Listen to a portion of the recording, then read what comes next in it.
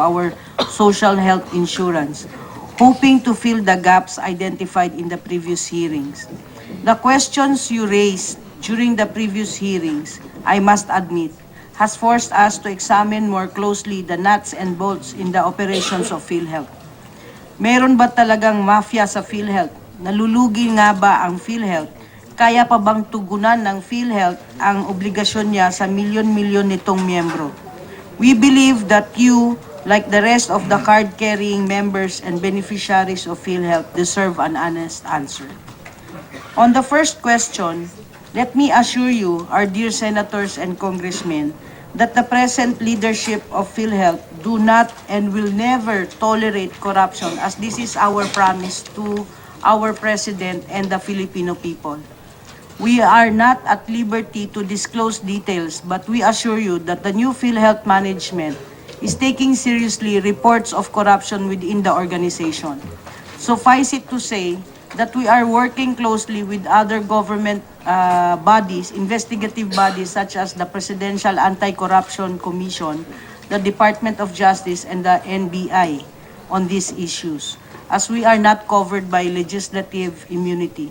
But we are willing to submit the outcome of this investigation in confidence if needed. If there are other cases not covered by these investigations, we would welcome referral of cases from our legislators and from the public. Isa lang po ang sisiguruhin ko sa inyo, wala kaming sasantuhin sa laban kontra korupsyon. On the financial situation of Philhealth, our corporate officers are ready to present this morning a more detailed report, one which hopefully addresses all unanswered questions in the past. We are ready to bear all in the spirit of transparency and accountability. As guide for our discussion, we consider the year 2015 as the watershed of Philhealth's financial situation. Our finance experts will explain to you why that year was important in the lifespan of the institution. We also hope to guide you in the discussion related to benefit payments with the end in view of providing clues on how to avoid pitfalls during the congressional deliberation on universal health care. Please bear with us as we enter a maze of benefit payments, fraud and abuses, increasing trends and deviation from standards. During our presentation, our corporate officers will explain why collection has not coped with benefit payments. We will also expound on the effect of the senior citizens premium for 2015 in the fund sustainability. And today, we will unveil the truth of an anomaly that caused the net loss of Philhealth. Later, our Chief Operating Officer will discuss this in detail. Susubukin po namin na ipaliwanag sa inyo sa pinakasimpleng paraan kung ano talaga ang kalagayan na pampinansyal ng Philhealth. Aaminin po namin kung may pagkukulang sa pagpapatakbo ng Philhealth sa nakalipas na mga taon. Pero bigyan nyo rin po kami ng pagkakataon na idetalye kung ano man ang mga ginagawang pagbabago sa kasalukuyang pamunuan ng Philhealth para maiwas to ang mga pagkukulang na ito. It is our hope that at the end of our presentation, which will be conducted by subject matter experts, even the ordinary Filipino will have a better knowledge of Philhealth as the institution that manages our social insurance program. For this purpose, we request your honors that our presenters be given 5 minutes each per subject matter. Sa mga nangangambang miyembro, hayaan ninyo naman pong bigyan ko kayo ng magandang balita. Kamakailan lamang nagpirmahan ang Philhealth at ang mga ospital ng kasunduan para tiyakin na tuloy-tuloy na serbisyo namin sa mamamayan. Wala pong miyembro o benepisyaryo ng Philhealth ang tatanggalan ng serbisyo ng ospital. Lahat po kayo ay makakaasang tuloy-tuloy ang benepisyo mula sa Philhealth. Maraming salamat po. Thank you. Thank you, Dr. De La Serna. Sec Duque, you have anything to say or just leave? Well, thank you very much, Your Honors, Mr. Chairperson and Madam Chairperson. I'd like to thank you for the opportunity for the DOH to meaningfully and substantially contribute to meeting the ends or the objectives of this hearing. And I'd like to reassure you that we will be instrumental, if not we will provide you the necessary information that will ferret out the truth with regard to the multifaceted controversies confronting the National Health Insurance Program as administered by Philhealth. Thank you in behalf of the DOH. Thank you, Sec Duque, and we appreciate you being here, having just arrived just last night, plane in from convention from Geneva. So may jet lag pa, but you're still here in the spirit of public service. So thank you, sir, for being with us. Anyway, I hope that the PhilHealth board, everybody realizes that kailangan talaga i-reforma ang PhilHealth. No?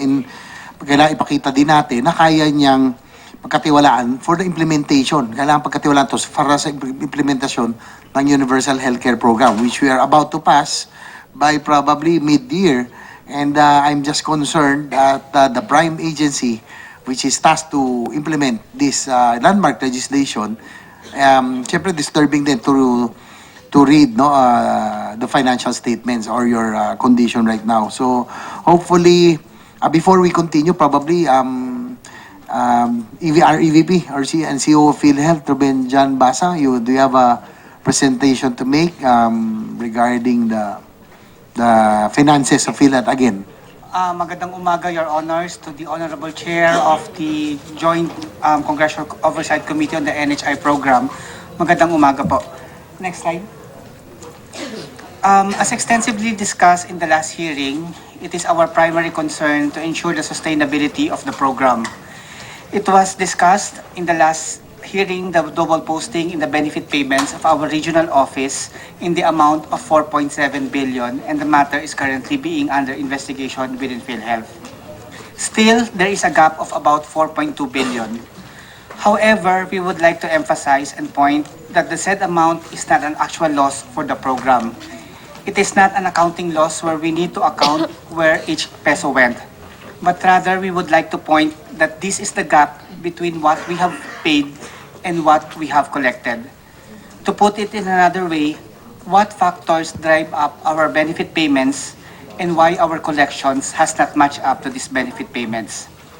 We would be presenting factors or drivers of increased benefit payments, the state of our collections, and lastly, a discussion on the unrealized premiums for the senior citizens, one which has severely affected our financial sustainability. Next. As regards benefit payments, we would be showing some figures which would indicate which member categories have seen increases in our benefit payments and which cases or conditions have continuously been among the top payments for PhilHealth. To reiterate and emphasize, we are not saying that the quote loss, unquote loss, is because of these factors. Ang sinasabi po namin ay ito ang mga dahilan kung bakit mataas ang aming bayad sa benefits, and after which our Chief Information Officer would be showing some trends on availments for some case payments. Next. After that, our Chief Finance Officer would be discussing the status of our collections, particularly for the employed sector, and the efforts as well as interventions we have instituted to increase them. And lastly, after that, we would be closing this presentation with a discussion on the premiums of the senior citizens for 2015, which, as mentioned earlier, have greatly affected our actuarial position henceforth. Next slide. Drivers of benefit payments. Next. Among the foremost increases in our benefit payments are those coming from the informal sector. The informal sector, Your Honors, is the most diverse membership category of PhilHealth. They are your ambulant vendors, your seasonal workers, your professionals without formal employment. In sum, they are those who are not formally employed, not fully employed, but have some means of income that they could not be covered as indigents.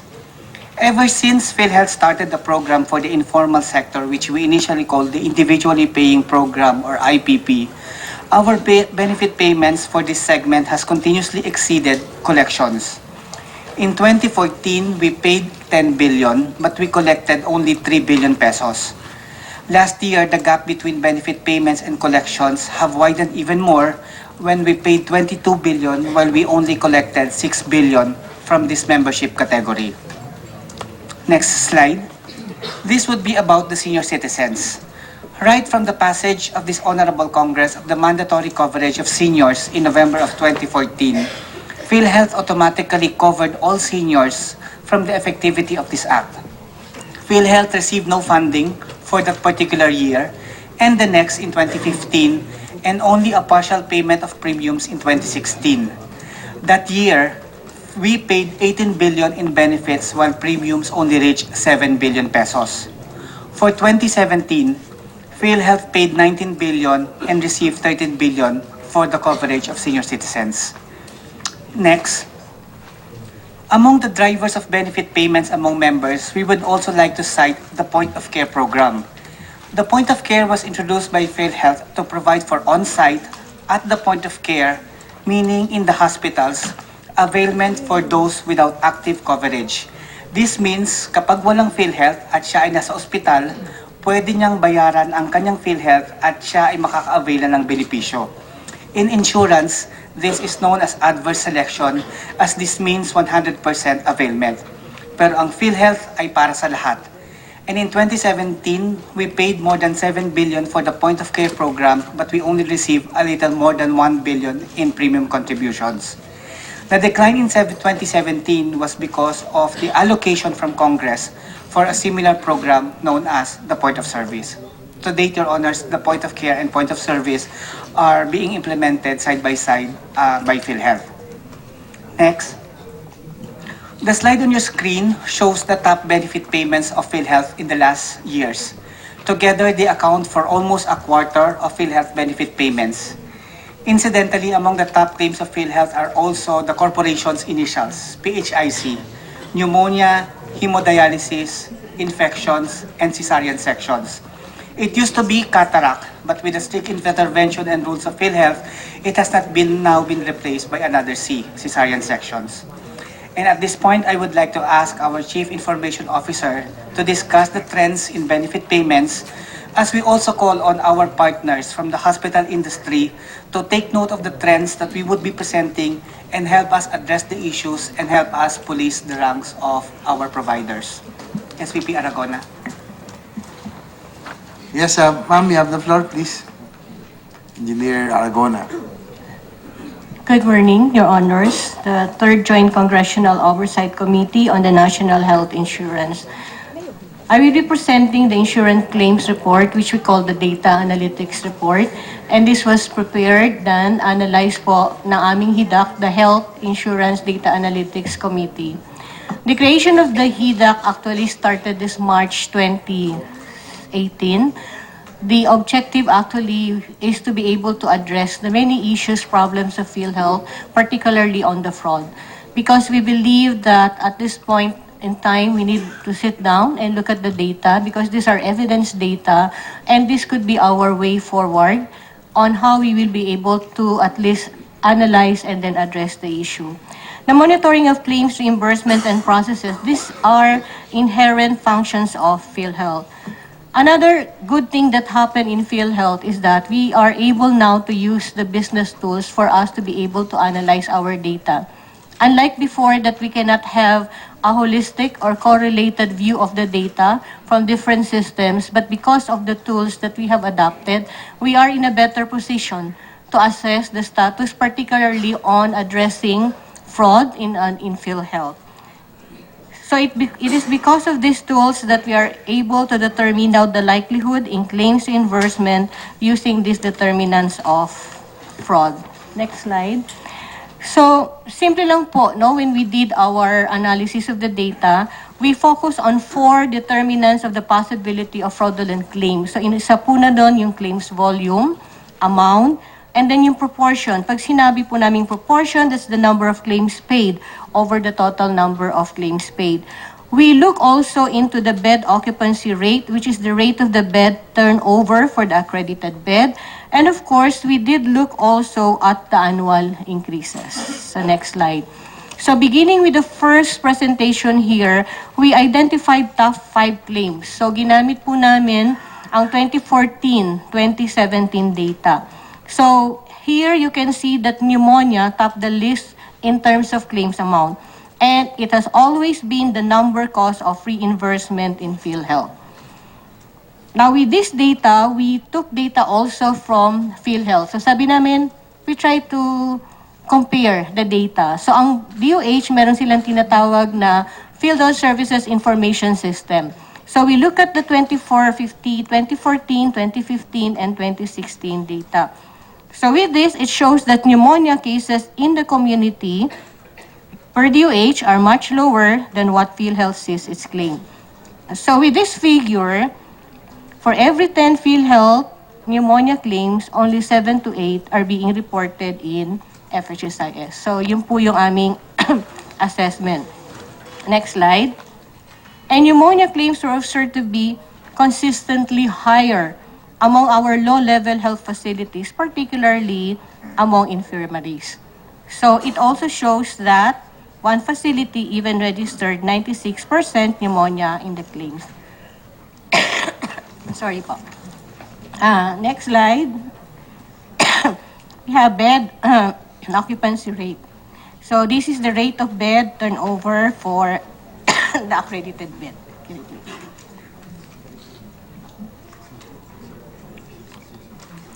So dito po, makikita natin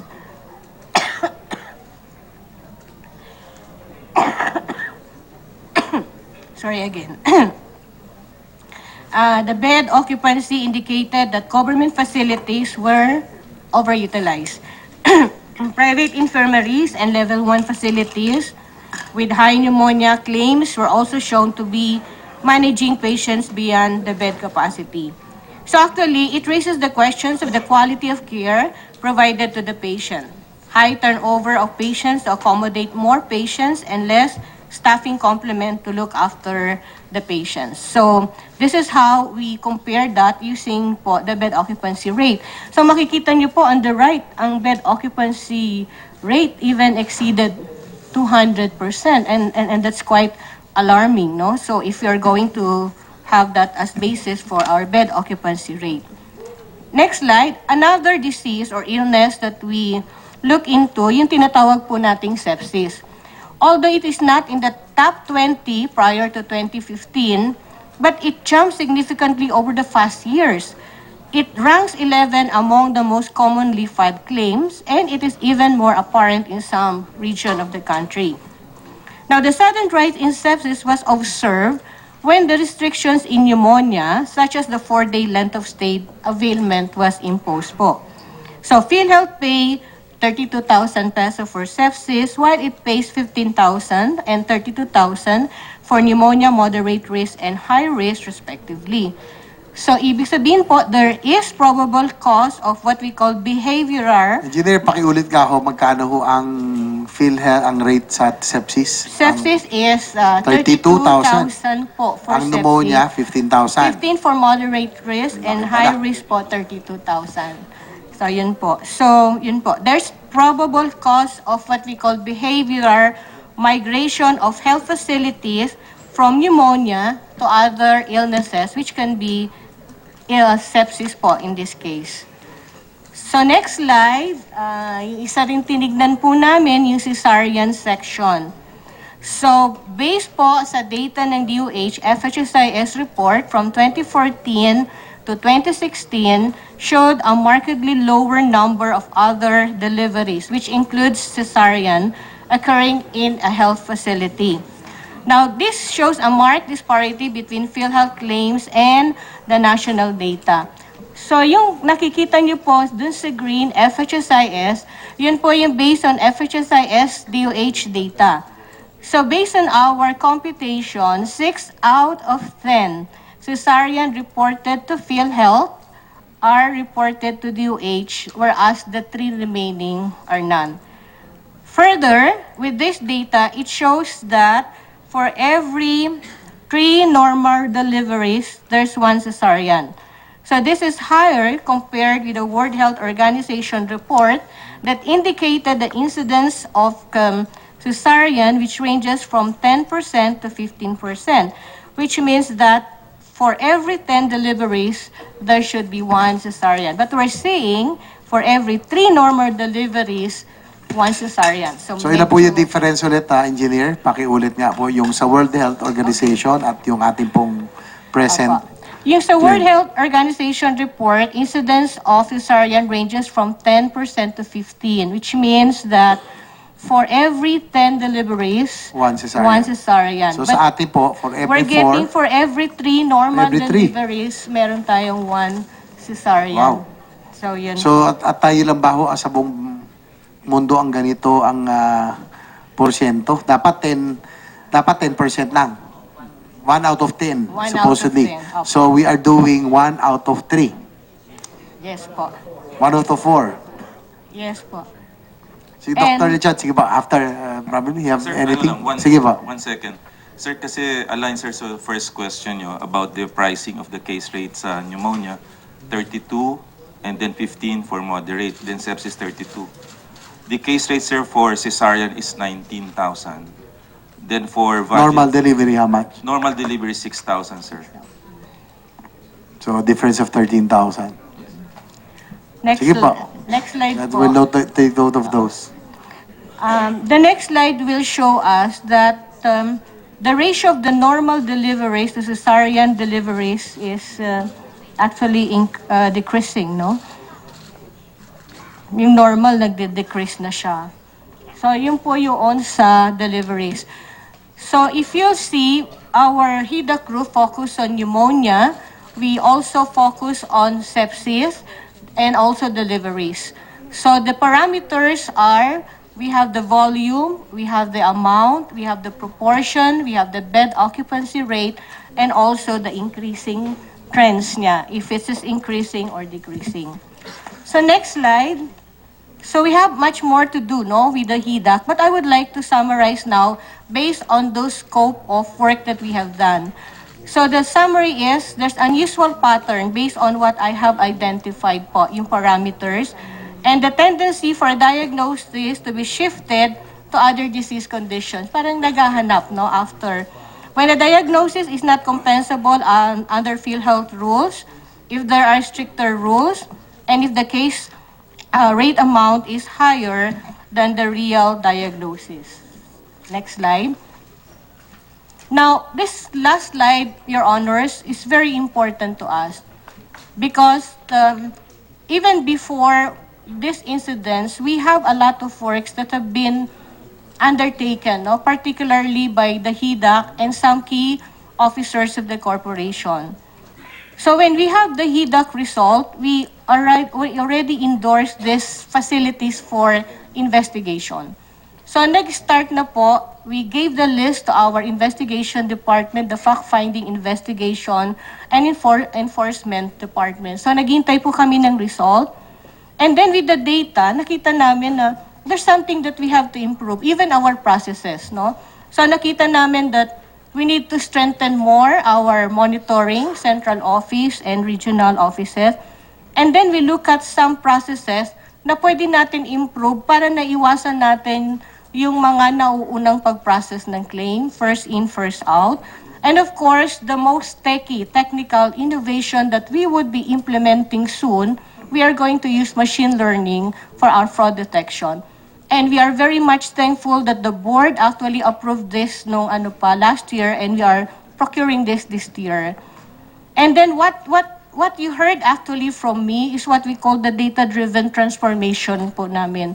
Because of the data, marami po kaming nakita, and we expect more to see as we go through the regular conduct of this data, analysis and transformation that we would like to be done continuously in Philhealth. And very important, and I know this is very critical for all of us, is the data sharing. The only way is for us to check also with other agencies, particularly Department of Health, para makita natin kung gaano kalawak ang fraud if we have, kasi DOH data also collects data. So with this, sir, thank you, and we hope that this will give us some clear understanding of where the fraud or the possibility of fraud in Philhealth. Maraming salamat po. Thank you, Engineer. Maraming salamat. No? Siguro si our EVP. Sino ba next? Diyan Your ba? Honors, Si Mr. Relioda, our sa finance po natin. No? So, sige, go ahead with your presentation. Magandang umaga po, Your Honors. At magandang umaga po ulit sa ating lahat. Improved collection efficiency is one of the identified measures to sustain the National Health Insurance Program. Collection efficiency expresses the effectiveness of collection efforts over potential collections which are based on the registered employers profile in the membership database of Philhealth. The closer to 100%, the more effective the collection effort is. Setting up the criteria is very crucial in setting the target of each of the operating units. Philhealth's target, based on potential collections as actuarially computed, is to reach 95% collection efficiency rate for the private sector employers and 97% to 100% for the government employers. This was a commitment to the GCG, wherein 95% of collection efficiency rate for employers in private sector with more than 10 employees. Next slide. For the year 2017, Philhealth was able to record an income of 106.58 billion pesos.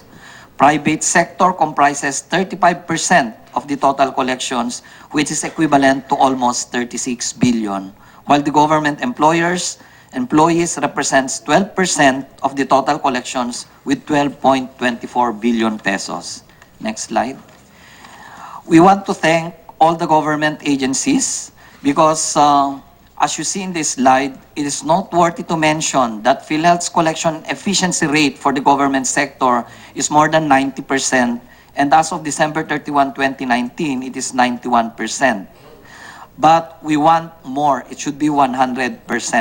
The difference is most likely contribution among or coming from the local government units. However, Philhealth needs double overtime in its collection efforts with a focus on the collection from the private sector employers. Though tumataas po ang collections natin in terms of amount and collection efficiency rate po naman natin ay di gaanong umaangat. Marami pa ring mga delinquent employers. Ito yung mga employers who have missed payment of the monthly contributions for at least 1 month within a 6 months period. There are also under-remitting employers who are remitting and reporting contributions for all its employees that is less than the amount of premium prescribed by the corporation, and or employers who remitted the prescribed amount of contributions but did not include all its employees. Yun pong tinatawag nating selective remittance. There are also non-remitting employers. Ito po yung mga employers who have not remitted any premium contribution in behalf of its employees from the start of their operations. We also notice non-reporting employers. These are employers, registered or unregistered employers who may or may not have remitted premium contributions in behalf of its employees and has not submitted any report for at least 1 month within the 6 months period. Geographically, herewith is the performance of our operating units. Luzon, except NCR, 58% collection efficiency for the private sector. National Capital Region, 69%.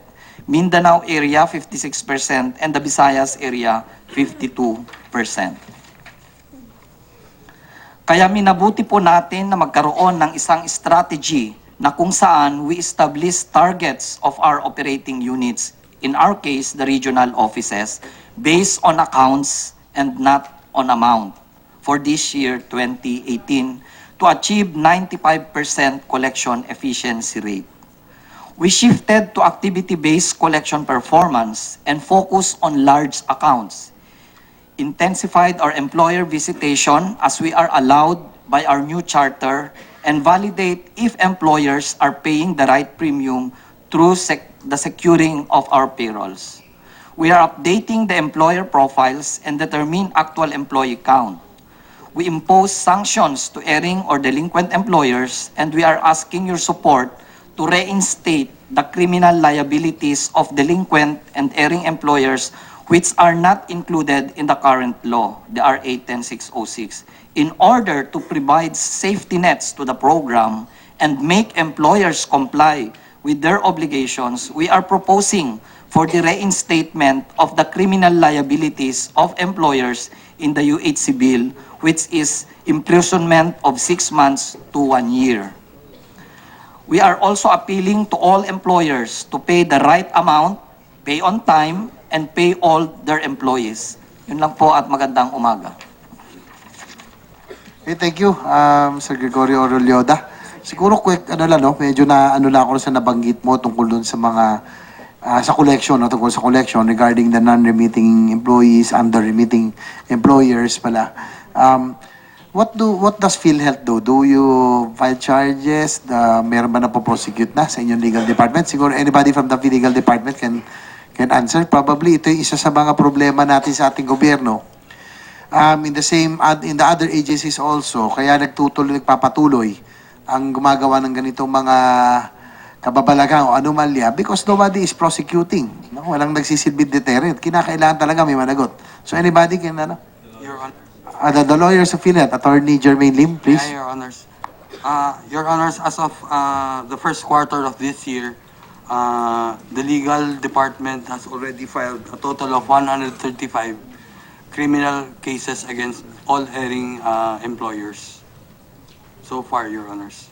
But as noted by SBP Relioda, parang walang teeth po kasi yung criminal cases because there is no sanction of imprisonment but only a fine of 5,000. So fine lang po, no, Opo, sa ngayon. 5,000 per 5,000 per employee. per employee. Yes, Your Honors. So what is your recommendation? What do you think, attorney? Bakit yun nga walang teeth because walang imprisonment? Yes, Your Honor. Walang kumbaga siguro sabi ng mga employer, di bale kung mahuli naman, magbabayad lang akong fine, wala namang makukulong. Ganun no ba? Maybe that's one of the reasons. So I concur with the recommendation of SVP Relioda that the penalty of imprisonment be reinstated through legislation, Your Honor. Yeah, that's why we got all the hearings being conducted here are in need of legislation. So we would want to take note of that. So to add more teeth because we just have to plug the holes, no? We have to stop the hemorrhage, no? Ang nakakalungkot kasi dito na the Philhealth, ang ganda ho ng natin napakaganda ng ating intention to serve all Filipinos. In fact, gusto natin 100% coverage. Naging madali ang pagkuha ng pondo sa Philhealth. Ang nakakalungkot to hear fraud na meron pang mga nagsasamantala. And I'm sure there are. No? So, that will be the challenge of hindi naman ho nang nagsimula lang sa inyo, malamang noong pa. No? In the past Philhealth administration, probably from below, yung po nagsimula. So, that will be the challenge. So, yung po, dati meron hong imprisonment? Dati Kailan po, ho natanggal? previous to the amendment of RA 7875, the penalty for such offense was imprisonment for 6 months up to 1 year. But it was removed under the amendment under RA 10606. And the penalty was reduced. Malaking bagay ho yun talaga. Opo, malaki. Talagang ako, naging negosyante rin, marami akong kilalang ganun. Kung ganyan lamang, na fine lamang, alam ko mga negosyante, talagang kung walang takot, walang pagkakakulong, talagang marami yung magbabiolate. So, we'll take note of that and probably make some amendments or the Universal Healthcare Program. At this point, before this juncture, the Chair would like to acknowledge the arrival of the Chair of the Blue Ribbon Committee, Senator Richard Gordon. Thank you, sir, for being with us. But before we continue, Senator Tiberos, because she has to go to the commission on appointment. Actually, I have to go there as well. But go ahead, ma'am, for your questions. Salamat, Mr. Chair. At pasensya na po, Mr. Chair, mga resource persons and mga ginagalang na colleagues sa House. lagi na lang ako ganito pag hearing natin dahil may sabay-sabay po yung mga hearings naming lahat dito ay kailangan kong pumunta sa isang executive session ng Commission on Appointments dahil po sa opposition ng mga kababayan nating magsasaka sa appointment ni DAR Secretary Castriciones. Pero before I leave, hindi ko na po itatanong ngayon, Mr. Chair, i-make of record ko lang po ulit yung itatanong ko sana, hopefully for the next hearing. Yung mga tanong ko po would have to do with yung benefit delivery framework, yung pong budget for Philhealth premiums of indigents and other beneficiaries sa General Appropriations Act 2018. Pangatlo po sana tungkol sa mental health. Pang-apat, automatic coverage for PWDs. Yung Universal Healthcare Bill na champion dito sa Senado ni Chair JV. And last but not the least, at ni-raise ko na rin po nung nakaraang hearing, yung concerns regarding the relationship between the current OIC and career employees of Philhealth. Na dito po, Mr. Chair, meron lang sana akong urgent na tanong at appeal na maitanong sana, baka kahit sa susunod na hearing na lang po, maitanong yung Philhealth President. And while I respect the actions of the Philhealth CEO within her prerogative, if there have already been efforts on the part of management to reach out to other career employees. Alam ko na may FISEA tayo sa Philhealth at meron din tayong manifestation sa unang hearing ng Philhealth White. And I hope that these issues can be resolved internally considering the anxiety they're causing everyone who depend on PhilHealth for their health benefits. So last but not the least, Mr. Chair, siguro maririnig din po ng mga kasama na yung tenor po ng mga tanong ko ay kahit the past several years, binabayo ang PhilHealth ng iba't ibang mga issues. Still, sa karanasan ko, 2 taon lamang, bagamat 2 taon sa pagtrabaho sa board ng PhilHealth 2014-2015, nagkaroon po ako noon at nananatili ang isang pakiramdam na solid yung fundamentals ng PhilHealth. And yung mga hinaharap na issue sa fraud, potential fraud, ay hindi unique sa PhilHealth. Yan ay mga hamon sa kahit anong health insurance or health financing system na makikita natin kahit sa ibang bansa. So ang hamon talaga na pinangungunahan ni na Chair JV at Chair Helen ay paano namin sa legislature masuportahan ang DOH at ang PhilHealth na higpitan talaga yung mga controls sa pag-administer ng mahalagang kaperahang ito. So maraming salamat, Mr. Chair, at sa pasensya ninyo, and I promise to participate in the next hearing kung may itatawag po kayo. Salamat po. Anybody could answer siguro sandali yung mga questions or sino ba pwede si Ojan Basa? As regards the question of the Honorable Senator, as regards mental health, it is one of the priority conditions that we are looking into. We have identified the 48 priority conditions. Ito po yung highest burden of disease kung saan talaga ang 80% of the conditions would be addressed. Mental health is surely one of those conditions that we are looking into. As regards universal coverage for those with persons with disability, we are in support of this, and as all manifestations of PhilHealth, gusto po natin lahat na sana ay mamiyembro, at we are working closely with both houses for the continued coverage of the mandatory coverage for PWDs, Your Honor. As regards the benefit delivery ratio, the BDR as a measurement tool for PhilHealth, this is one tool we are looking into. This looks into coverage, benefit availment, and access of our members.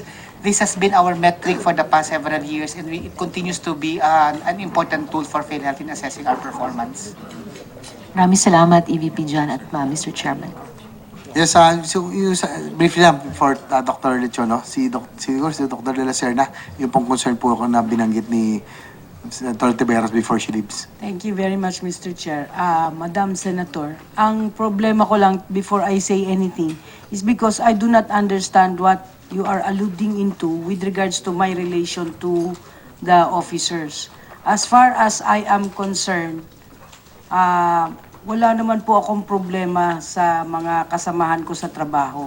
if ever there are complaints, my office is always open for them to come and talk. I don't know, there's no particular, I wish you could, tell me a particular issue so that I can answer on the particular specific issues that we are pertaining to. But in general, I don't feel that I have problems. Although the new board as well as the new management right now has implemented all the disallowances. That probably is the issue. Kung yun yung itinutukoy po ng good senadora. Because I don't understand kung ano. Yes. Thank you, Mr. Chair. Madam President, Mr. Chair, nagulat lang po ako na sinabi po ni Madam President na hindi nila naintindihan itong huling tanong na i-raise ko sana ngayon at i-raise na lang sa susunod na pagdinig. Dahil kahit sa naunang hearing ay meron po akong pitut on record na may natanggap akong list of concerns ng Philhealth White, mga kalahating dosena yata yon, Mr. Chair, kung maalala ko. And ang binanggit ko po kanina ulit ay relationship di umano ni Ma'am President CEO sa career employees. Hindi ko sinabing officers, but career employees. And in fact, yung isang background dyan ay isang di umano'y rift ng Philippine Central Office at mga regional vice presidents or ilang mga regional vice presidents.